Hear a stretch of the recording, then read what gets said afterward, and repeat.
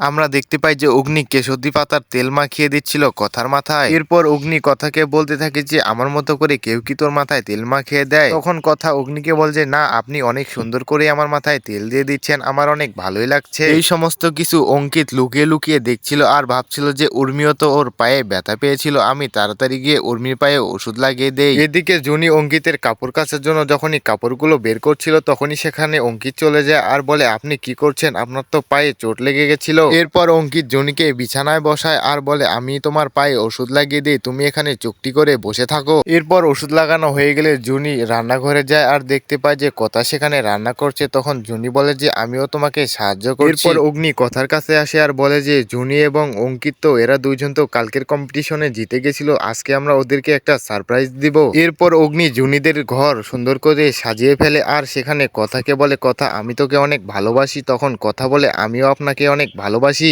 এরপর কথা অগ্নিকে বলতে থাকে যে আমি জানতাম আপনি আমাকে সত্যিকারের ভালোবাসেন, শুধু আপনার মুখ থেকে শোনার জন্যই আমি অপেক্ষা করেছিলাম। ভিউয়ার্স, ভাইরাল নাটক কথা এপিসোডের এই ছিল আজকের ভিডিওটি ভালো লাগলে অবশ্যই একটা লাইক দিয়ে আমাদের চ্যানেলটিকে সাবস্ক্রাইব করে রাখবেন। ধন্যবাদ।